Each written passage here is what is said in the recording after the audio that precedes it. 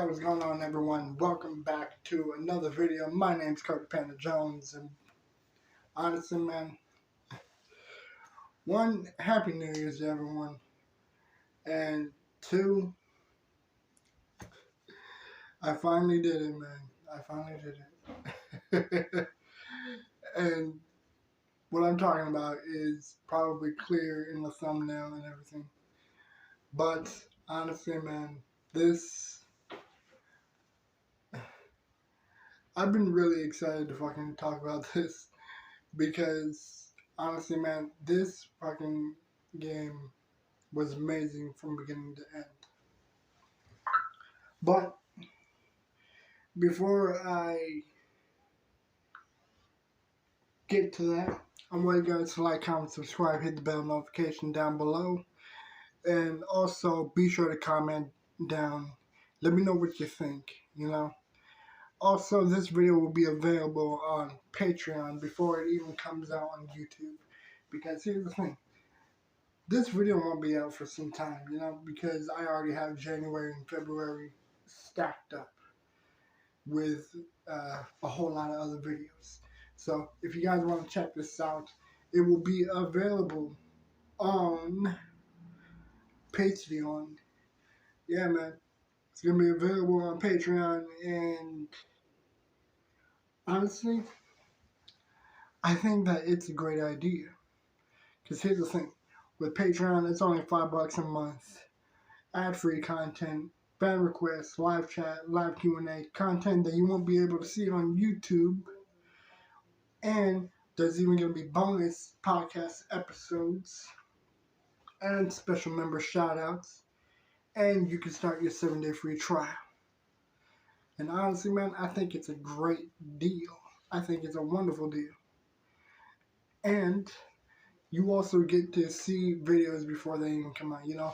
Kind of like Crunchyroll, you know. How you guys get to, like, watch new episodes before they ever come out, you know. Like a week or months ahead before release. So basically, that's what Patreon is.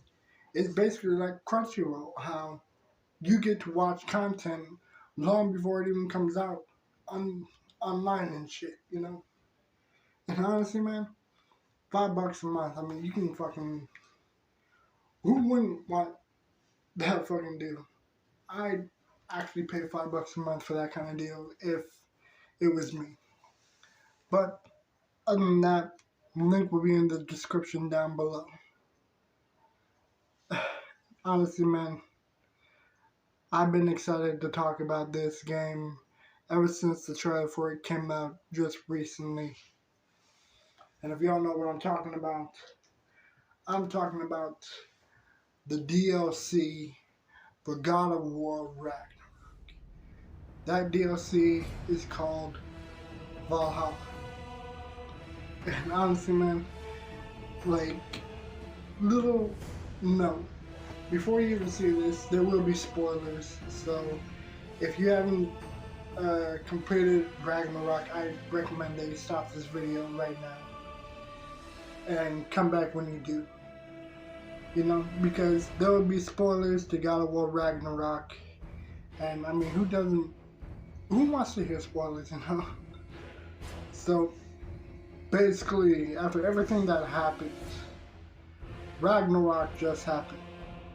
Odin is dead. Thor is dead. And Heimdall fucking got chunked up and fucked up. You know, so all that's handled. Odin's dead. They're no longer getting the help from the dwarves. And not only that, Atreus, he is no longer going to be around Kratos anymore. Because he's out doing giant god stuff, you know. He's out becoming a man and shit with Angry Boda. So, he's learning to harness his powers, becoming a god and everything. You know, he's becoming a strapping young man. So, you're going into Valhalla with only Kratos and Mimir. And with little pop-ups here and there from Freya and the Valkyries. But they're not going to be of help. They're just going to be little people that you can talk to here and there. But here's the thing. The reason why you're going to Valhalla is because someone sent Kratos a note or an invitation. I'm not going to say what it says, but they know who he was. They know his backstory. They know what he did. And that invitation shockingly came from Tyr.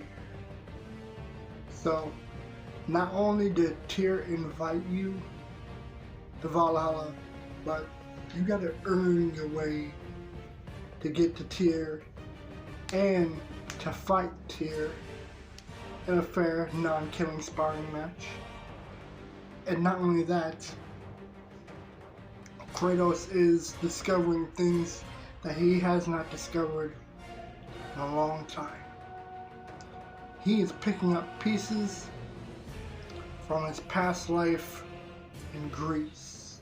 You know, like the boatsman key, the flute that Calliope had, a Pandora doll, his wife's necklace, and Kratos is giving a whole explanation on his time in Greece before he came to Norway. So he's becoming more and more open, and he's becoming more accepting of the fact that he made large amounts of mistakes when he was in Greece. Mistakes that he learned from and learned to forgive himself for what he was then. But not only that, here and there you are getting I wouldn't say a friendly little voice, but a surprise pop-up. A very familiar face and voice pops up long before you see Tyr. And that voice, that face, is none other than Helios. So, here and there when you're in Greece, like doing some challenges before you reach Tyr on a whole nother side of the door, Helios replaces Mimir's head. But the thing is, it's only an illusion. It's only an illusion. So, he pops up, he's chattering, he's talking shit, and honestly, it was funny listening to Helios, because I absolutely liked his character a little bit in God of War 3. You know? So honestly, man, Kratos is picking up from his past, learning from his past, and discovering himself and learning to become the better person that he is now compared to what he was then. And at the end of the 3 times that you fight Tyr, you end up learning that you are ready to see what's behind this very big door. And what's behind this very big door is none other than young Kratos.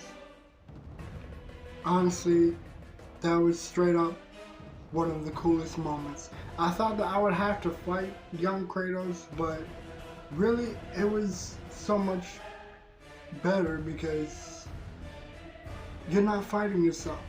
You are overcoming and learning and accepting yourself and learning that you are not who you were years ago. You are better. And basically that's what this whole DLC was about. Change, forgiveness of yourself, and accepting the fact that you made mistakes and you learned from them, and you become the better version of yourself in time. That is exactly what Kratos learned. He saw his old self and he hated what he saw. He hated the monster that fucking wiped out the entire pantheon of Greece.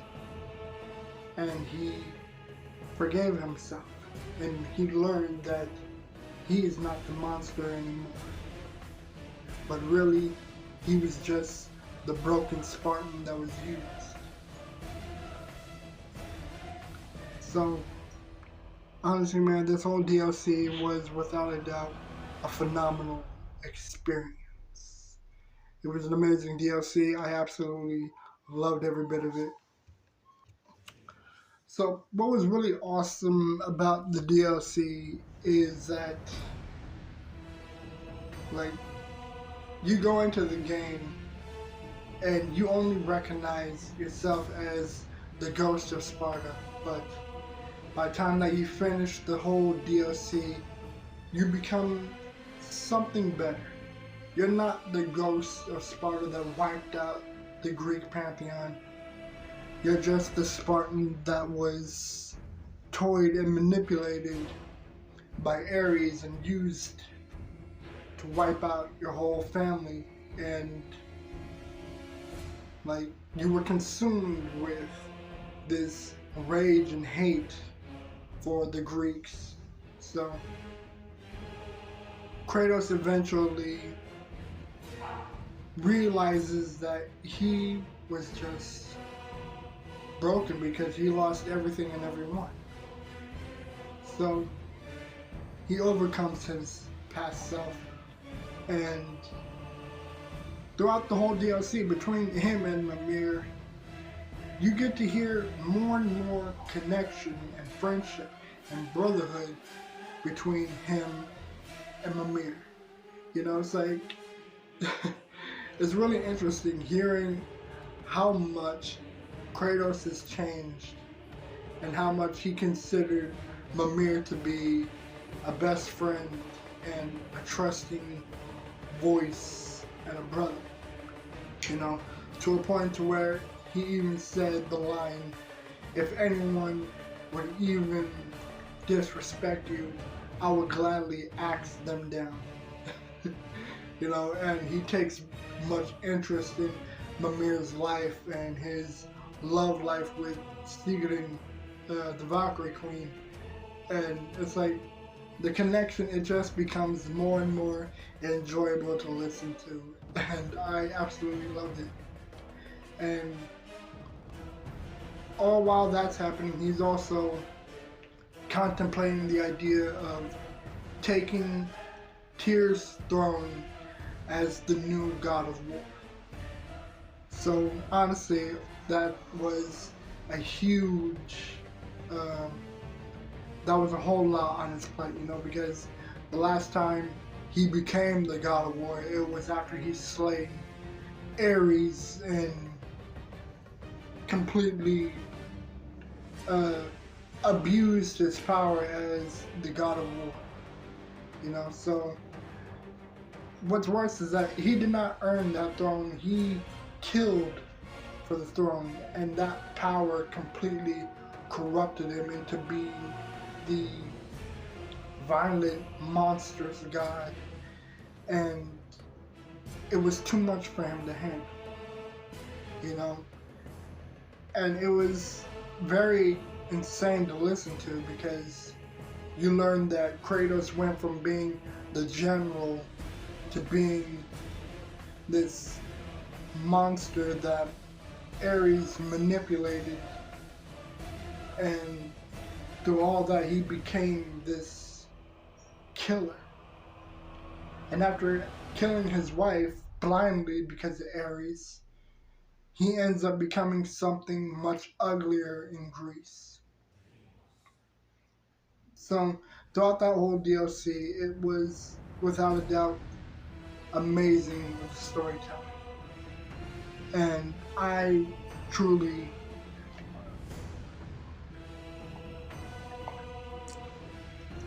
loved every bit of it.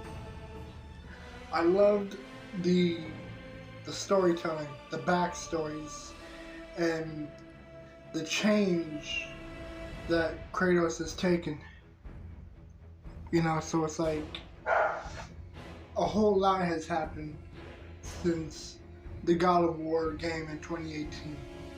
You know, it's like you're seeing Kratos as a father again to a boy that he's not used to seeing as his own son.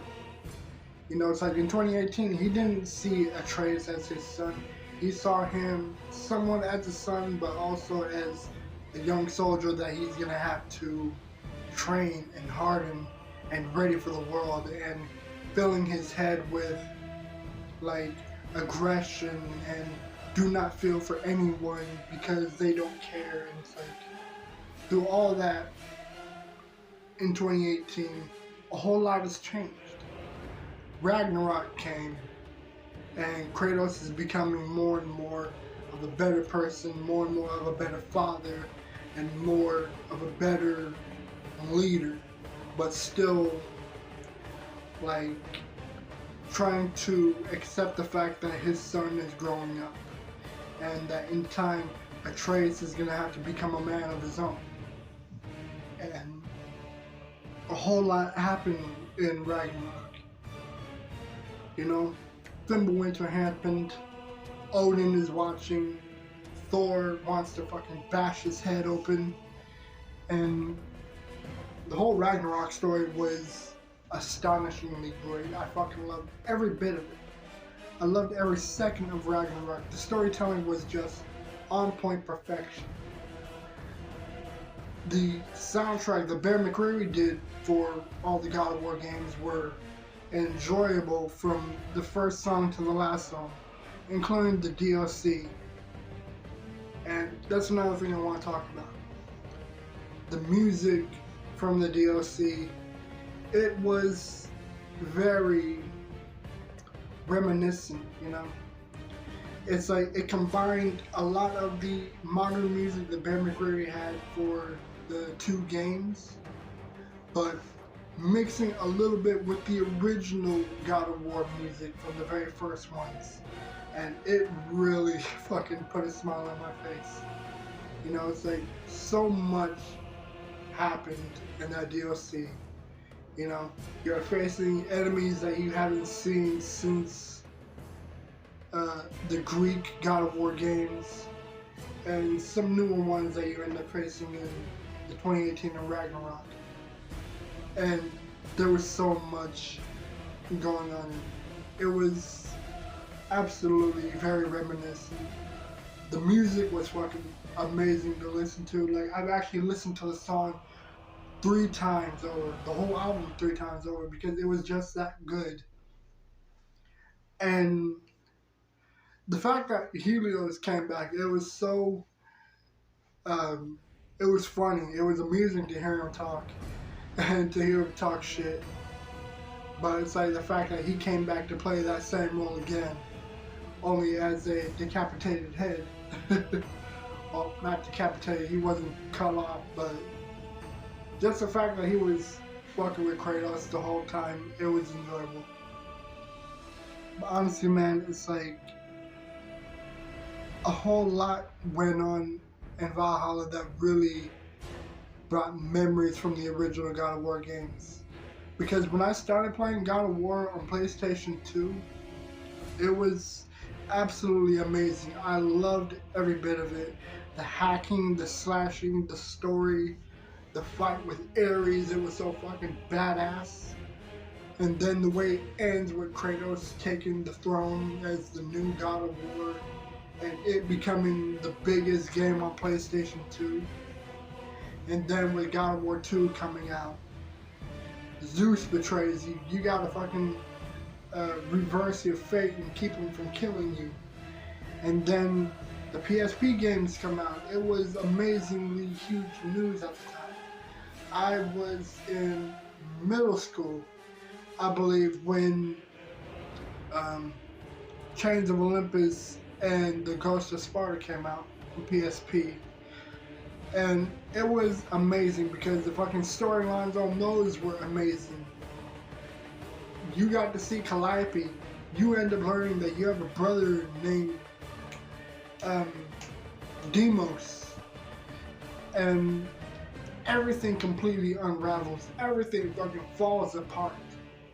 You know, he can no longer be with his daughter in the afterlife because he would rather save. Like, he's not selfish, you know. So it's like the fact that he either has to like abandon his dead daughter just to save everyone in the afterlife, or for everyone to die, including in the afterlife, because of Hades' wife. It's like he realized that he is not the selfish person. He wants his daughter to forever be in the afterlife. So by doing so, he has to push his daughter away and become this monster that Persephone made him into.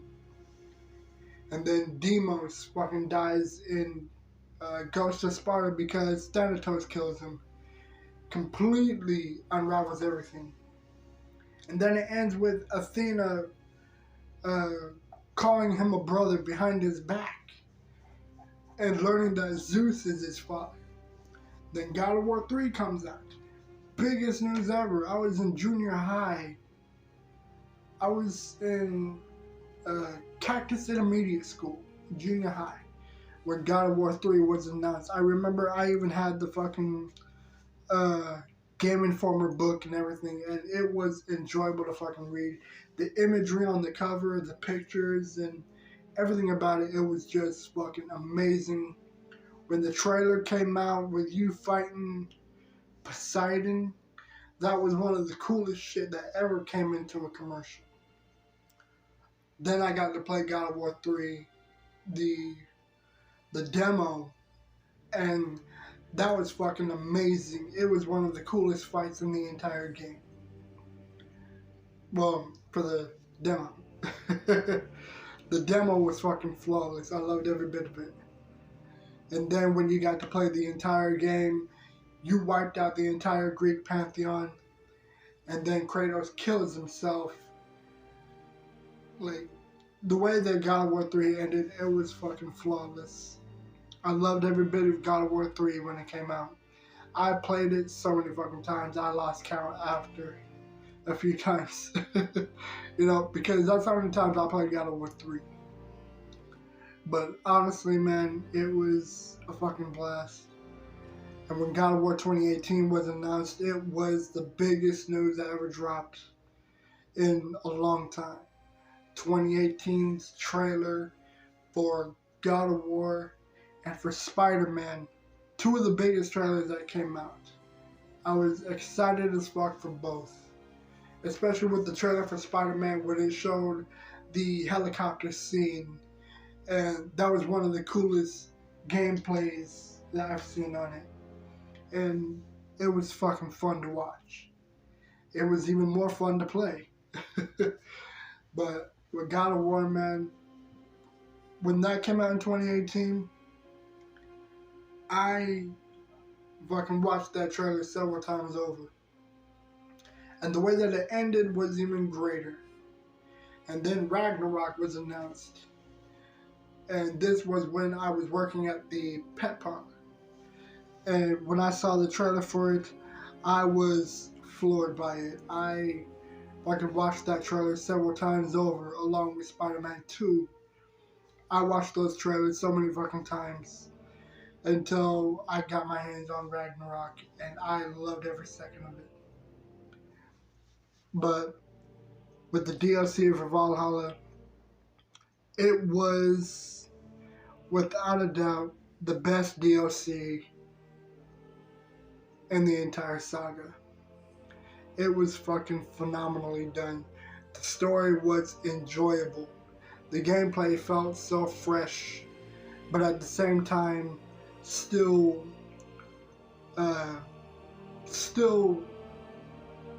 like not different. I mean, the fucking armors were badass. You fucking got to rock Ares' armor and Zeus's armor and the original God of War look, you know, with the fucking bare chest and Greek Spartan rag and everything. The whole look was fucking, I loved it. It was one of the coolest looks ever. And the DLC, man, I can't even say it enough times. The DLC was single-handedly fucking memorable, and it is certainly going to be the DLC of the year. God of War Ragnarok is, without a doubt, personally, game of the year. Every second of it was as enjoyable as ever, you know, and I loved it. The music, again, I fucking loved the music. You know, the original sound and the new sound blended perfectly. I loved it, you know. But my rate for God of War's Ragnarök Valhalla, I would absolutely say that this DLC was absolutely a 10 out of 10. I mean, it had some moments where it really pissed me off. And fighting Tyr was a motherfucker on the third fight. It was a real pain in the ass. But beating him was so much more worth it. It was so enjoyable and worth the frustration. There were moments fighting Tyr where I wanted to fucking just drop the controller on my lap and just, okay, I'm done. I wanted to fucking stop a few times here and there. You know, because it was frustrating to get to Tyr and then to lose to Tyr. And it was all worth it in the end. The DLC, the storyline, it was all fucking worth it. Absolutely.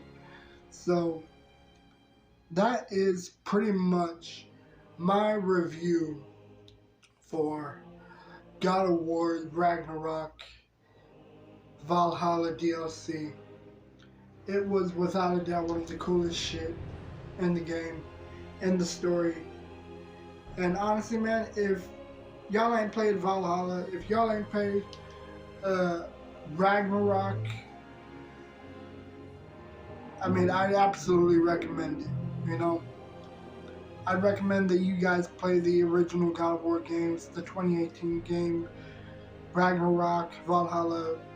The entire God of War saga was fucking amazing from beginning to end. You know, it was without a doubt the coolest DLC in a long time. And I think that you guys would absolutely fucking love it. I personally enjoyed every bit of it. But let me know what you guys think in the comments down below. If you guys played it, let me know what you think. Let me know your favorite armors. You know, just sound off in the comments, you know. Let me know what y'all think in the comments. And again, Happy New Year's, y'all. You know, seriously, Happy New Year's.